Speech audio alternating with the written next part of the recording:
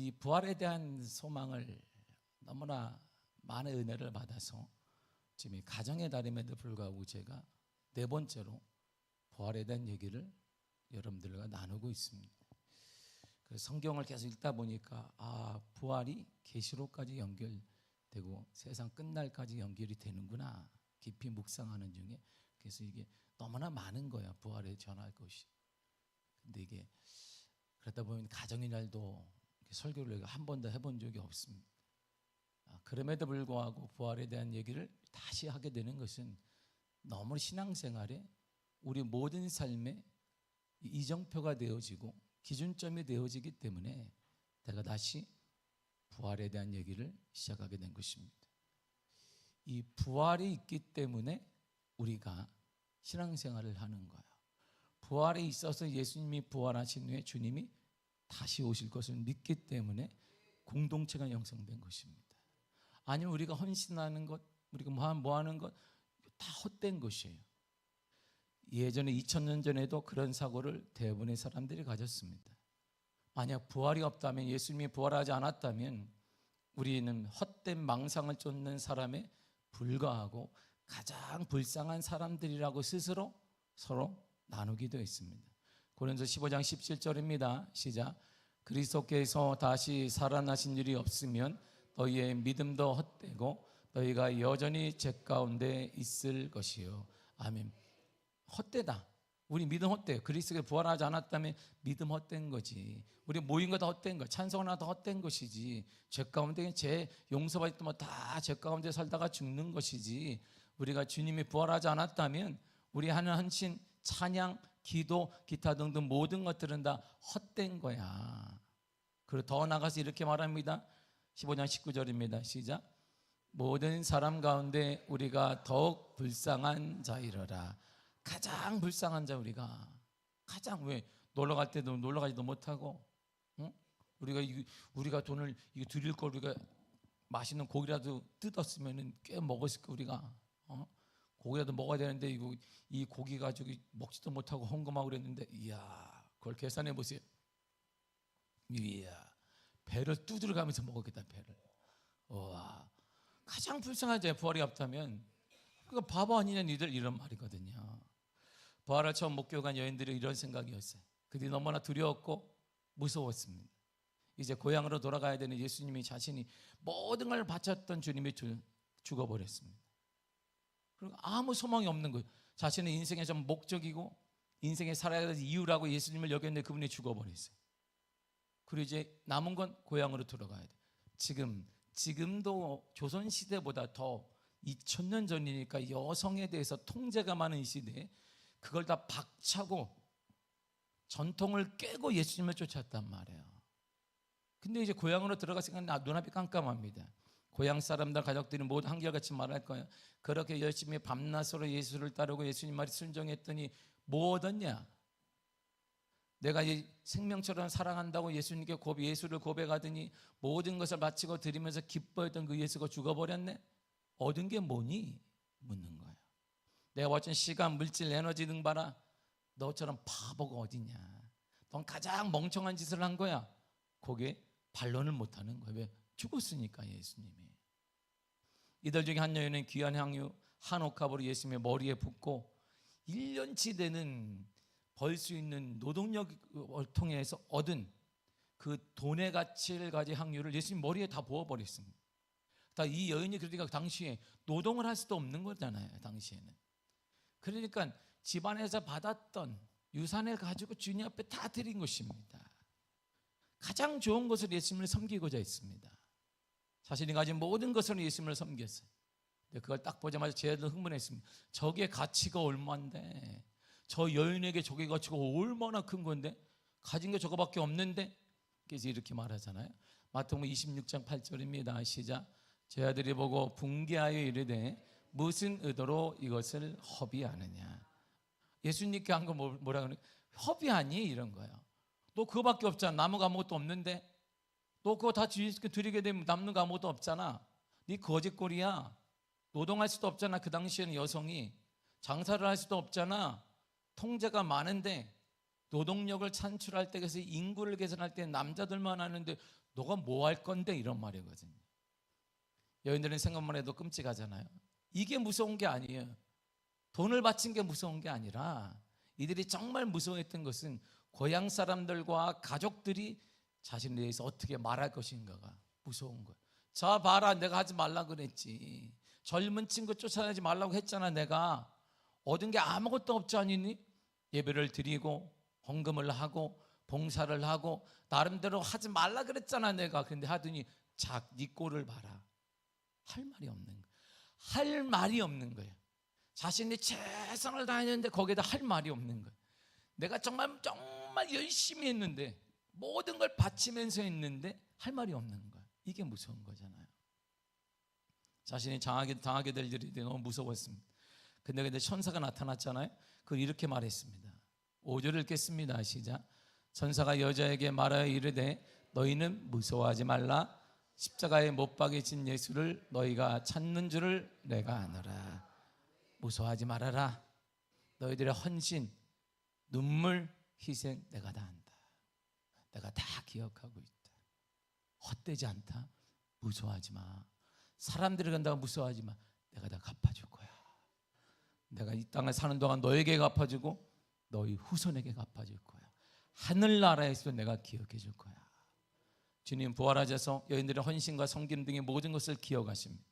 그래서 이 여인들이 살아가는 이 땅에서 하나님의 은혜 허락하시고 자녀들에게도 허락하여 주실 것이며 하늘나라에서 기억되게 하실 것입니다. 그래서 이들에게 부활의 희망이잖아요. 세상의 유일한 희망은 예수 그리스도의 부활밖에 없습니다. 제 아들은요 더한 거예요. 이제 여인보다 더해요. 이렇게 산 게 제 아들은 그냥 딱 붙어 살았습니다. 3년이 넘도록 예수님과 딱 붙어서 예수님 먹는 거 먹고, 금식하면 금식하고, 욕 먹으면 같이 욕 먹고, 목숨이 위험하면 같이 위험을 당하고, 이게 제자들이에요. 제 아들은 할 말이 더 없는 거예요. 모든 인생을 예수님께 드렸습니다. 가족도 주님께 맡기고 쫓았습니다. 자신의 일생과 삶을 예수님의 것이라고 고백했습니다. 그런데 예수님이 자신들이 보는 눈앞에서 힘없이 비참하게 침뱉음당하고 맞고 죽어버렸어요. 이런 일이 다 이게 설명이 안 되는, 저러면 안 되는데. 한때 이들은 싸웠습니다. 누가 예수님의 오른편이 될 것인가를 싸웠단 말이에요, 제자들이. 그러니까 또 분란이 그 정도로 사모했는데 뭐야 이게? 죽어버렸네. 주님이 자신들이 보는 눈앞에서 폭풍도 잠잠하게 했는데 그분이, 죽은 나사로를 살렸던 그분이 너무나 힘없이, 그리고 고통스럽게 비참하게 침뱉고 때리고 칼로 찌르게 해도 정하지 않고 죽어버렸어요. 이들은 눈앞이 더 깜깜한 거예요. 이제 진짜 할 수 있는 게 없잖아요. 인생의 희망이 다 꺾였어요. 삶의 의미가 없습니다. 예수님이 살아계셨다면 폭풍이 오더라도 주님이 잠잠하라 그러면 잠잠해졌어요. 죽은 나사로로 살아나라 그러면 살아났습니다. 베드로의 장모의 심한 열병도 주님의 손을 얹으면 치유됐습니다. 제들의 가정과 인생 다 책임져 주었습니다. 이제 소망이 없는 거예요. 내가 모든 걸 확신했습니다. 내가 정말 믿었는데 그게 아무것도 아닌 게 된 거예요. 고향에 갔더니 이제 보세요. 생각을 해보세요. 온갖 조롱, 협박, 소외, 그거 당할 생각을 보세요. 너무 끔찍한 거예요. 밥도 먹으러 갈 수 없고, 친구를 만나서 미친 사람이, 동네에서 그런 미친 사람인 거예요.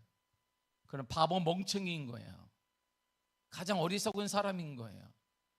뭐 했더라고 물을 때 대답할 수 없는 사람인 거예요. 유대인들은 잘못된 신앙을 가진 이단자이고, 결국 잘못된 신앙을 가진 끝을 보라면 이들은 샘플이 되는 거야. 신앙을 잘못 가지면 저렇게 되는 거야. 광신도 되는 거야. 그렇게 얘기하는 거야. 한때 예수님의 제자가 된 건 그들의 자랑거리였어요. 너무 자랑거리. 막 찬양할 때도 막 찬양이 언제나 넘쳐 은혜가 기뻤습니다. 이제 예수님을 따르다는 이유, 신앙 때문에 바보 취급을 받고 세상 일이 있어도 불이익을 받는데 호소할 데가 없는 거예요. 그럼에도 어느 곳에도 누구에게도 자신의 부당함을 호소할 수 없어요. 왜?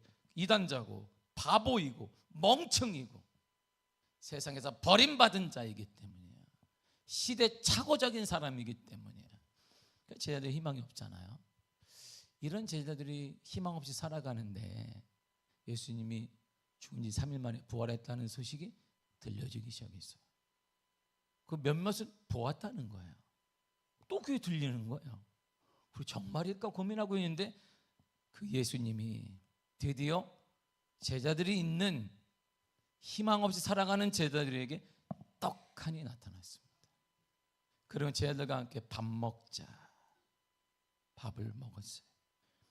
정말 오랜만에 평안함과 해방감을 느꼈습니다. 그리고 주님이 안식을 주셨고 용서해 주셨고 믿음을 주셨습니다. 얘들아, 헛된 거 아니야. 여러분, 헛된 거 아니에요. 주를 위한 것 절대 헛되지 않습니다. 여러분의 삶에 갚아주시고 여러분들의 자녀들에게 갚아주시며 하늘나라에서 기업을 가지고 오십니다. 헛된 거 아니야. 얘들아, 헛된 거 아니야. 그리고 제 아들을 향해서 내 양을 먹여라, 내 양을 돌봐라, 내 양을 먹여라. 사명을 다시 얻었어요. 그 희망이 넘치잖아요. 이제 그러니까 이제 사명을 다 주님이 다 살려놨어요. 살려놓고 마지막으로 한마디 딱 하고 주님이 이제 떠나신 거예요. 오늘 그 본문이 이 내용이에요. 20절을 다 같이 읽도록 하겠습니다. 시작. 내가 세상 끝날까지 너희와 항상 함께 있으리라. 그리고 나서 이제 사도들의 행전이 이어져요. 사도행전이 이어져. 사도들의 행전이 딱 이어져요. 자, 이 말 들으면 무슨 생각이 나요? 와, 이제 다시 살아나는 거 우리는 불같이 항상 함께 한다는 거예요. 주님이 걱정하지 마. 내가 항상 함께한 끝날까지 어디를 가든 함께 한다는 거예요. 기적이 다시 일어나고 부흥도 곳곳에서 일어나고 복음이 크게 흥황하게 되어지고. 그런데요, 성경을 쭉 읽다 보니까 아니 그게 아닌 거예요. 이게 아닌데 우리가 기대한 드라마가 아닌 거예요. 이건 이런 드라마가 나올 때는 이렇게 주님이 말씀하실 때는 어떤 생각이 떠올라요? 자, 저걸 딱 떠오르면 어떤 생각이 떠올라요?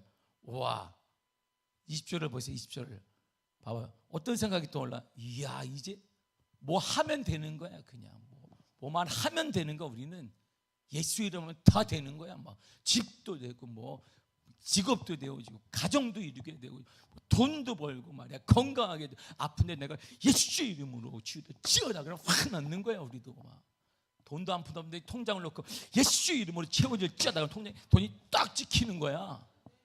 할렐루야. 이런 거지. 그러니까 주님이 함께 한다는 것이 이런 뜻이지 뭐 함께 하니까 폭삭망 이런 거예요? 여러분 그거 기대 이거 아니잖아요. 제자들도 똑같은 나랑 같은 기대였을 거예요. 주님이 함께 하는 거. 누가 어려운 사람 일로 오라고 그래. 자, 뭐 어려워? 뭐 돈이 없어. 자, 호주머니에 호주머니에 손을 넣어. 내가 손을 넣고 예수 이름으로 그 빈 호주머니에 채워줄 찌어다. 그러면 갑자기 불룩 튀어나오는 거지. 또 보니까 5만 원짜리가 이렇게 많이. 이게 우리가 기대하는 거 저 말이라면 저게 그 내용 아니겠어요? 저게. 그런데요, 우리 예상 밖의 흐름이 이어지는 거예요. 이 말이라면 제자들의 전생에 동안 부흥과 기적이 일어날 거야. 내가 너와 동행해서 교회가 세워지게 될 거야. 예수님의 제자들 인정받고 세상으로부터 인정받을 거야. 당당하게 복음을 전하게 될 거야. 내가 예수님의 제자다 그러는 사람들이 우와 짱 멋있는 사람 그렇게 될 거야. 이거거든요. 그런데요, 제가 원하는 끝이 아닌 거예요. 그런 약속을 받은 사도 요한은 예수님을 정말 사랑했잖아요. 세베대의 아들인데 야고보와 형제예요. 예수님의 부활 승천의 요한은 너무나 감격했어요. 예루살렘에 머물러서 하나님의 말씀과 예수 그리스도를 증거했습니다. 그랬더니 오늘날 터키 지역인 소아시아 에베소 지역을 추방시켜 버렸네. 그래서 추방시키면 어때? 거기서도 전하자. 사역을 이어갔는데 로마 황제 도미티아누스가 딱 보더니 뭐 이상한 거 전하네. 기름을 끄지 그 기름통에 넣어버렸어요. 그 사람 통째로 사도 요한을 끓는 기름통에 넣어버렸어요. 그러더니 팍 태어났는데 살았어. 또 애게 밤모섬에 유배시켜. 밤모섬에 유배됐습니다. 아무도 없어요. 지금도 밤모섬을 향해 성지순례를 거의 가지 않아요. 볼 게 아무것도 없어요. 배 타고 아무튼 들어가면 배멀미도 심하고 가기도 멀고 안 가요. 아무도 없어요. 지금도 2000년이 지난 지금도 안 가. 거기다 유배시켰습니다. 평생 그는 거기서 홀로 살다 죽었어요. 그래요. 거기서 요한계시록이 우리에게 남겨졌습니다.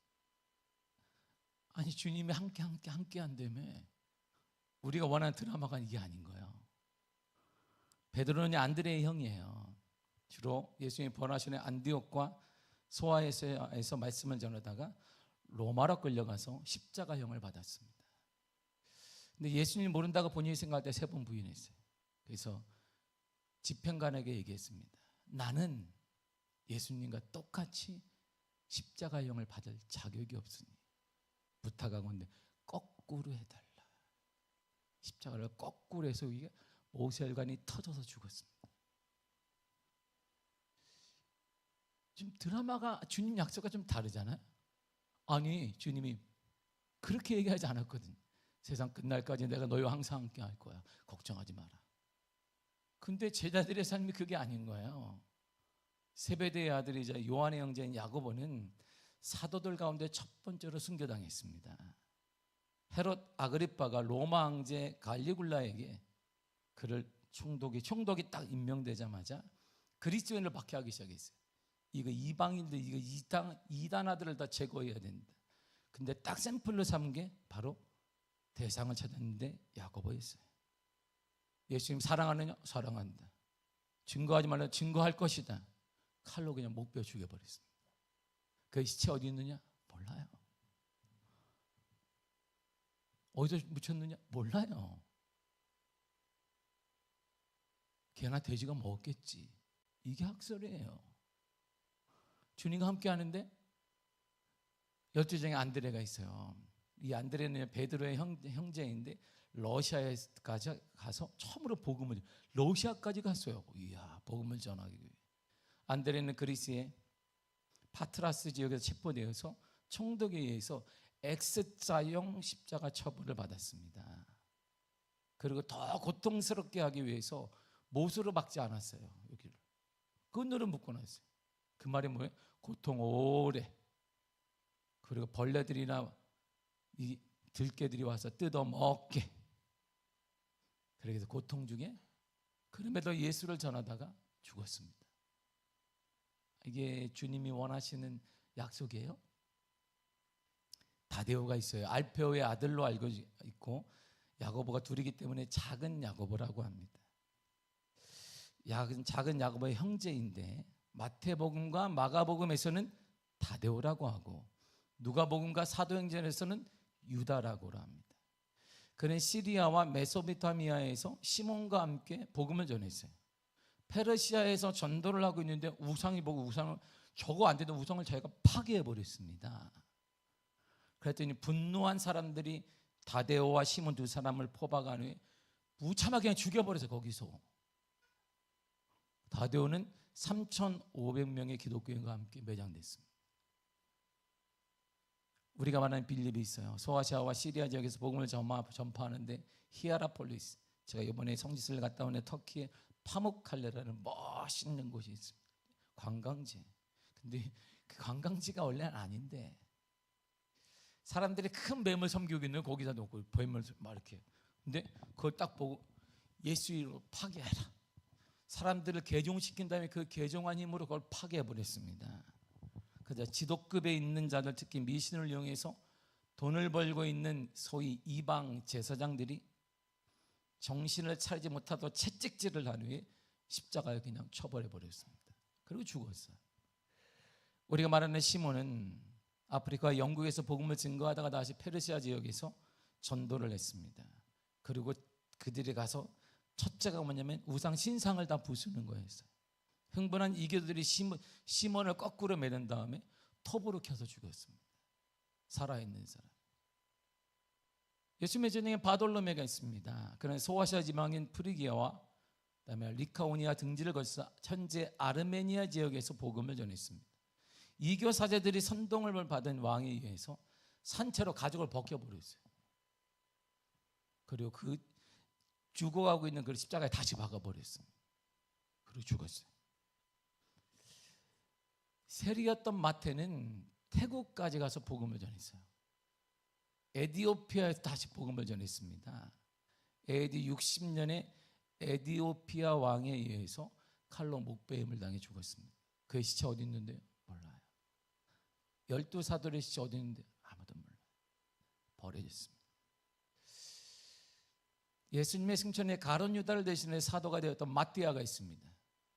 그는 유다에서 활동한 후에 지금의 터키인 카파도기아에 가서 복음을 전했습니다. 카스피 연해에서 그는 아르메니아 지방에서 복음을 다시 전하다가 십자가 형벌로 죽었습니다.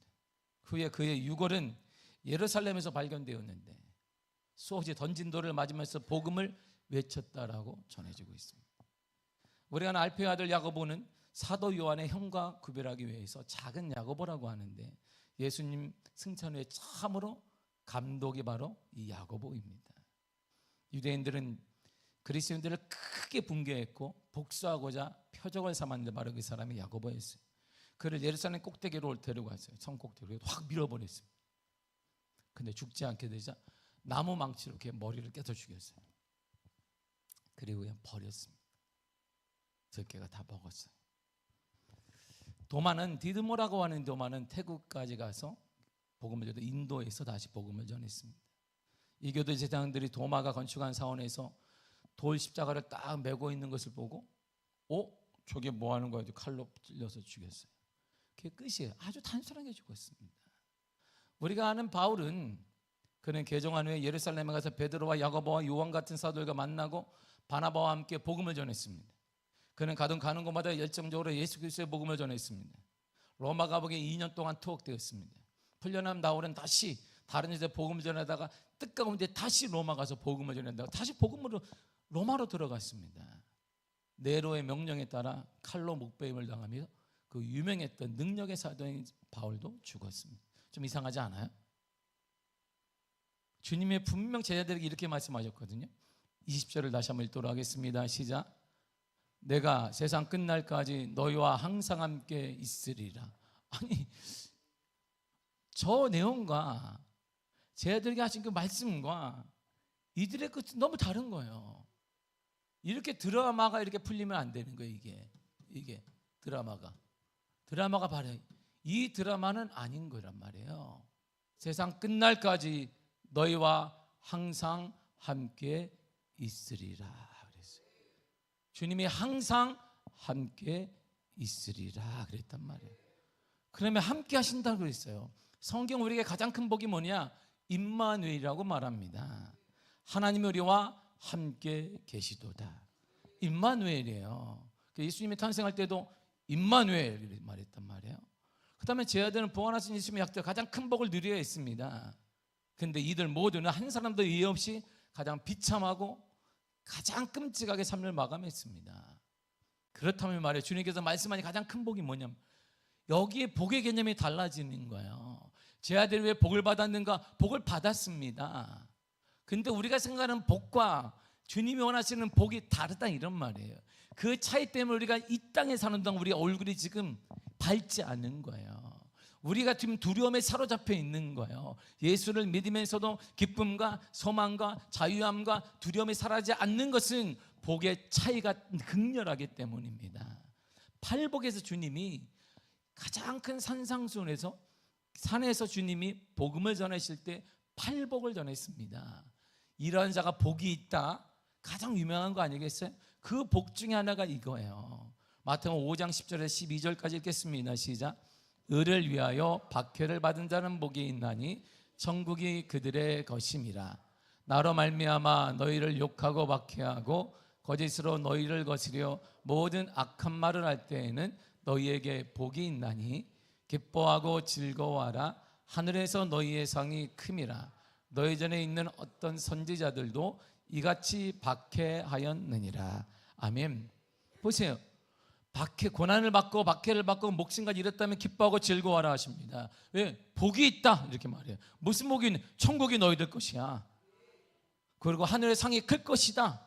진정한 복은 하늘의 복이다 이런 말이에요. 하늘의 복이니까 우리가 죽어서 그게 아니란 말입니다. 하늘의 복이 이 땅에서 누리는 거예요. 하늘의 평안을 여러분들의 가정에 누리는 것입니다. 하늘의 응답을 오늘 받는 것입니다. 하늘의 기쁨을 여러분들의 삶 가운데 누리게 되는 것이 이 복이 있단 말이에요. 이 복 때문에 이들은 두려워하지 않은 것이, 이 복을 이들은 기억했단 말입니다. 주님이 말씀한 이 복이 있구나. 근데 순교가 뭐 중요한 게 있어요? 무슨 대수가 있어요? 이게 죽는 게 무슨 대수가 있어요? 왜? 이보다 감당할 수 없는, 측량할 수 없는 복이 우리를 기다리고 있었기 때문입니다. 하늘의 이 복은 지금 우리가 누릴 수 있어요. 하늘의 하나님의 은혜와 역사가 내 삶 가운데, 우리 자녀 가운데, 여러분들의 직장 가운데, 여러분들의 일터 가운데, 사업체 가운데, 우리나라에, 우리 교회에 임하게 된다 이런 말이에요. 보세요. 순교자들이, 이게 제 아들이 순교했습니다. 근데 결과물이 놀랐습니다. 제 아들의 순교는 고통스러웠습니다. 아주 비참했어요. 근데 강력한 자극이 되어서 기독교인들 사이에 새로운 전도의 물결이 일어났습니다. 그래? 우리도 전도, 놀랍잖아요. 도망간 게 아니라 이들이 전도하자. 놀라운 반전이 일어났습니다. 더 이상 우리가 숨어지면 안 되겠다. 주를 위해 죽는 사람도 있는데 우리가 그래서 그때 불같이 일어나서 예루살렘 인구가 10만 명이었는데 그 당시에 우리 10분의 1 이상이 복음화되었어요. 그래서 꽉 차니까 감당할 수 없으니까 그때 세례가 바뀐 거예요. 우리 세례를 줄 수가 없으니까 손에다 약식으로 계속 주기 시작한 것이, 그만한 강당이었고 교회가 없었기 때문입니다. 믿음의 가치와 신앙의 가치가 얼마나 대단한지를 보여줬습니다. 생명보다 귀한 게 한 가지 있다. 바로 그것이 믿음이라는 거예요. 생명보다 귀한 게 이 땅에 한 가지 있습니다. 바로 그것이 신앙입니다. 금보다 귀하고 성공보다 귀한 게 한 가지가 있습니다. 그것이 믿음입니다. 믿음대로 될 것입니다. 믿음의 역사가 일어날 것입니다. 우리 가운데 가장 귀하게 뭔데요? 믿음인 것이에요. 그걸 이들은 우리에게 남겼어요. 생명보다 귀한 것이 이 땅에 유일한 한 가지가 있으니 바로 그것이 믿음이라는 거예요. 이 믿음으로 승리하게 되어지고, 이 믿음으로 응답이 나타나게 되어지고, 이 믿음으로 역사가 열려지게 되는 것입니다. 교회는 박해를 받았습니다. 그러나 예루살렘을 넘어 사마리아 나아가 땅끝까지 이르러 로마 제국의 끝까지 복음이 전파되기 시작했습니다. 순교자들의 피로 적셔진 복음은 희망과 진리를 갈망하는 수많은 사람들의 마음에 불을 붙이는 거예요. 이들의 죽음은 예수 그리스도의 흔들림 없는 믿음의 마지막이자 가장 용기 있는 증언이 되었습니다. 그래, 이것이구나. 생명을 바쳐서 지킬 수 있다면 진짜 진리겠구나. 그래서 유대인들이 복음을 접하기 시작한 거예요. 우리는 웬만하면 피해가 있으면 안 한다고 하는데, 죽으면서까지 예수가 소망이라고 한다면 뭔가 있다는 거예요. 뭔가 있는 거예요. 지금도 예수님 안에 뭔가 있습니다. 여러분을 변화시킬 뭔가가 예수 안에 있습니다. 교회 전통에 따르면 이들은 믿음을 조용히 꾸준히 전파하며 교회 성장과 강화에 크게 기여했습니다. 이후 믿음의 사람들은 자신만의 방식으로 그리스도의 부르심에 반응했습니다. 광장에서 칼의 죽음 앞에 감당하든지, 신실한 믿음의 그늘 속에 머무르든지, 이들의 이야기는 교회의 기억 속에 계속 울려 퍼지며 오늘날 저와 여러분들까지 도전과 위로를 주는 것입니다. 초대교회는 박해의 불길 속에서도 기독교의 믿음을 가지고 꺼지지 않는 불꽃처럼 더 강렬하게 활발 타올랐습니다. 결국 이들의 지금은 끝이 아니라 새로운 시작이 되었고 부흥의 역사가 일어나게 된 것입니다. 실패와 회복, 용기와 희생으로 점철된 그들의 삶은 오늘날까지 모든 기독교인들에게 영감과 용기를 줍니다. 순교를 통해 더 큰 복을 주신 것이, 제 아들의 순교는 이들이 살아있을 때보다 더 큰 영향을 끼쳤습니다. 순교를 통해 참된 복이 무엇인지 보여주었어요. 이들의 순교를 통해 예수님은 4가지 복을 주었습니다. 첫째가 신앙의 가치를 증명해 주었어요. 계시록 12장 11절입니다. 시작. 우리 형제들이 어린 양의 피와 자기들이 증언하는 말씀으로써 그를 이겼으니 그들은 죽기까지 자기들의 생명을 아끼지 아니하였도다. 아멘. 믿음은, 신앙은 생명보다 귀한 거예요.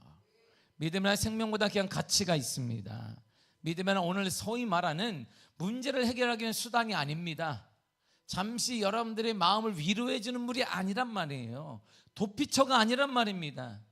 신앙이란, 믿음이란 세상에 어떤 것보다 귀한 것인데, 그 신앙은 변화시키는 힘입니다. 그 신앙은 살아내는 힘입니다. 그 신앙은 살려내는 힘이 있단 말입니다. 우리 영혼을 살려내며 우리 자녀를 살려내고 여러분들의 삶을 살려내는 힘이 바로 예수 안에 있는 믿음에 있단 말입니다. 믿음은 이론이 아니라는 걸 보여주는 거야. 여러분, 믿음은 이론이 아닌, 믿음은 실제이며 지금도 역사하는 역사적 사건이며 지금도 하나님이 일하고 계시는 증거인 것입니다. 믿음 안에 이런 게 있어요. 로마서 15장 13절을 보겠습니다. 시작. 소망의 하나님이 모든 기쁨과 평강을 믿음 안에서 너희에게 충만하게 하사 성령의 능력으로 소망이 넘치게 하시기를 원하노라. 아멘. 잘 보세요. 저기 믿음 안에 뭐가 있다? 모든 기쁨과 평강이 있어요. 이 믿음의 뚜껑을 딱 열면 여기 모든 기쁨과 평강 요 안에 있어요. 그리고 요걸 딱 뚜껑을 담아가지고 내가 이걸 딱 들고 마시면 능력이, 성령의 능력이 나에게 임하게 된단 말이에요.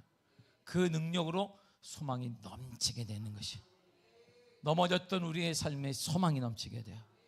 무너졌던 우리의 가정이 소망이 넘치게 된다, 이런 말입니다. 그래서 놀라운 축복을 주님이 순교를 통해 주신 거예요. 두 번째, 이들의 순교를 통해 주님은 교회에 복음이 급속도로 확산되는 부흥을 주셨습니다. 사도들의 순교는 복음 전파에 대한 열정을 보여주었습니다. 이 교회 확장과 부흥에 큰 영향을 미쳤습니다. 사도행전 8장 4절과 5절입니다. 시작. 그 흩어진 사람들이 두루 다니며 복음의 말씀을 전할 때 빌립이 사마리아 성에 내려가 그리스도를 백성에게 전파하니. 아멘. 흩어진 사람들이 왜 도망갔어요? 얼마나 무서웠겠어요.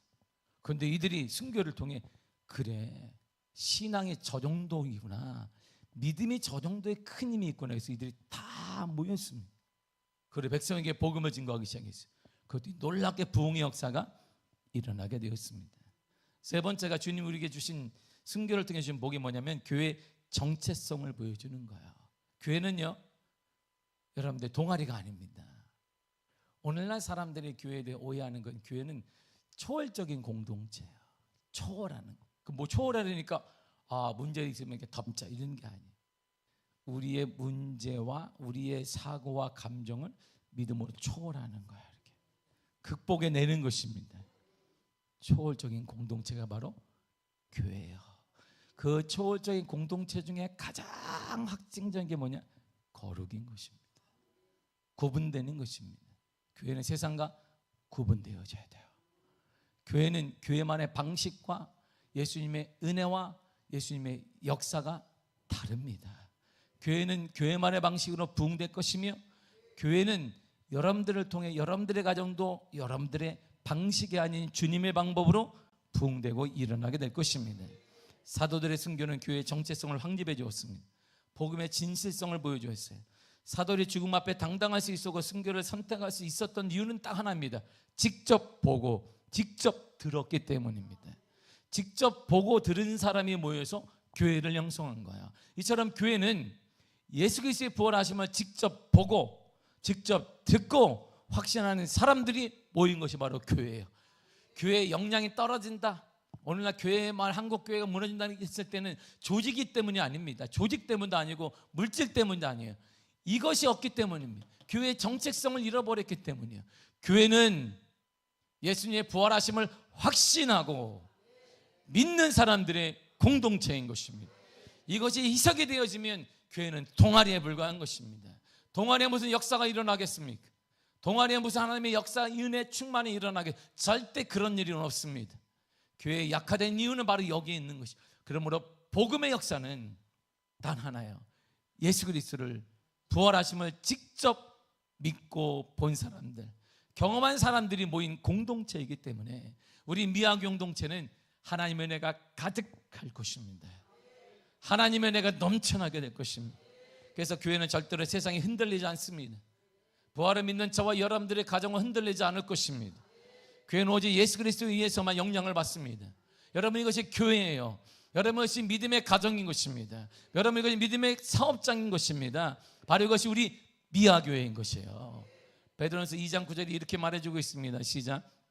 는 택하신 족속이요 왕같은 제사장들이요 거룩한 나라요 그의 소유가 된 백성이니 이는 너희를 어두운 데서 불러내어 그의 기이한 빛에 들어가게 하신 이의 아름다운 덕을 선포하게 하려 하심이라. 아멘. 교회는 하나님의 선택받은 거룩하고 특별한 백성들 자체이고 이들의 공동체이며 이들이 모여 예배하는 것입니다. 세상은 교회를 무너뜨릴 수가 없습니다. 제도적으로 아무리 세상은 무너지지 않을 교회는 무너지지 않습니다. 사람들의 흐름이 그렇습니다. 심리적으로 그렇습니다. 어떻게 그렇습니다. 다음 세대가 낫지 않습니다. 그래도 교회는 무너지지 않습니다. 상관없이 교회는 하나님의 방식으로 일어나게 될 것입니다. 우리 미아교회는 하나님의 방식으로 역사하게 될 것입니다. 교회는 교회만의 방식이 있단 말이에요. 교회가 부흥되는 방식은 주님의 방식으로 되는 것이지 사람의 방식으로 되는 것이 아니에요. 우리 미아교회 가진 게 뭐가 있겠어요? 우리가 없네. 나도 없고 다 없네. 야, 참 이렇게 없는 사람 모이기도 쉽지 않아요. 할렐루야. 주의 은혜로서 이야 참 할렐루야.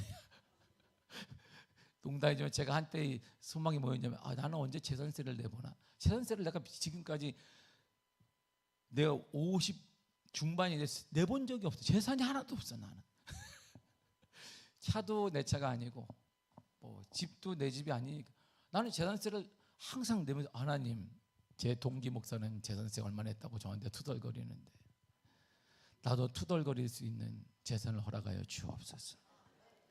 이렇게 내가 열심히 한때는 기도한 적이 있습니다. 막 동기가 그러는 거야. 내가 재산세 얼마 낸지 아냐고. 그런데 뭐 있고 내가 모두 있구나. 야. 근데 왜 내가 항상 밥을 사냐? 내가 그래서 나도 할렐루야. 재산세. 할렐루야. 참. 나라에도 재산세를 많이 내시기를 바라고 주를 위해서 많이 헌신하시기를 축복합니다. 교회는요, 교회만의 방식이 있어요. 우리 교회가 하나님의 은혜 가운데 예배드리는 모습을 보세요. 뭐가 있었는데? 아무것도 없었습니다. 아무것도 없었어요. 제가 8년 전에 왔을 때 아무것도 없었어요. 부교육자 쥐꼬리만한 그 사례도 우리 교회 못 줬어요. 우리 교회 그런 교회였어요. 남을 섬겼느냐? 섬기지 못해. 우리가 힘들었어요. 우리 교회가 그런 교회였단 말이에요. 우리 교회가 뭘로 이렇게 됐는데? 하나님의 방법으로. 교회는 하나님의 방법으로 부흥합니다. 가정은 하나님의 방법으로 쓰는 거예요. 사랑하는 성도들, 여러분의 자녀는 하나님께서 세워주시는 것이에요. 여러분들의 미래도 하나님이 역사해 주실 것입니다. 마지막으로 하나님의 순교를 통해 영적 영향력과 유산을 남겼습니다. 사도들의 이생은 오늘날까지 믿음의 증거와 영감을 줍니다. 히브리 12장 1절을 쉬운 성경을 읽도록 하겠습니다. 시작.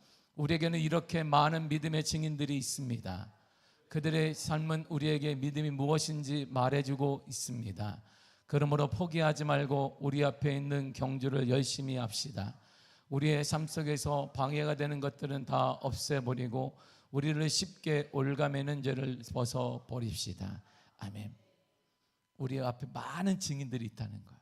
누구예요? 사도들이 있는 거예요. 또 신앙인들이 있는 거예요. 매년마다 지금도 5,000명에서 9,000명 정도가 예수님 때문에 순교하고 있습니다. 지금 어디에요? 지금 이런 일이 일어나고 있어요. 예수를 믿는 것 때문에 5,000에서 6,000명이 매년마다 죽어가요.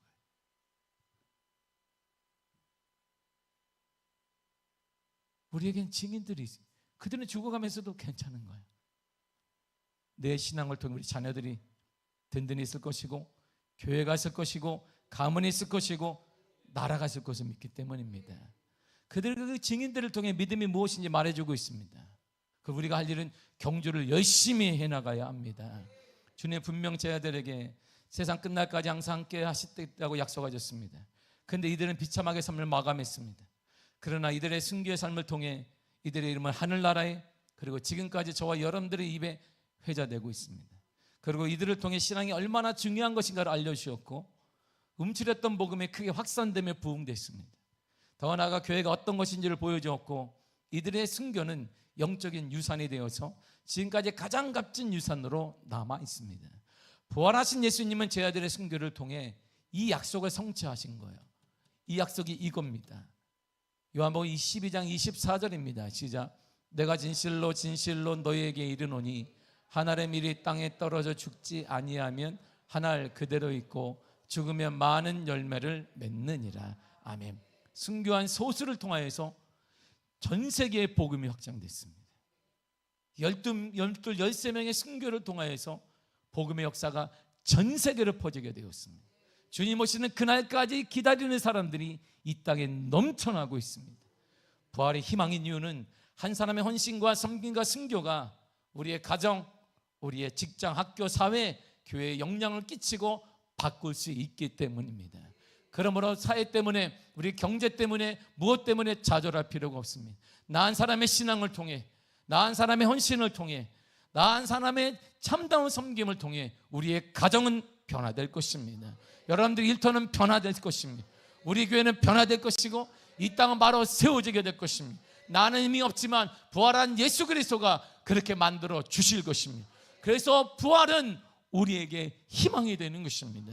부활한 예수님이 여러분들을 통해서 참다운 여러분들의 기도와 눈물을 통해 반드시 여러분들의 삶에 기회하여 주실 것입니다.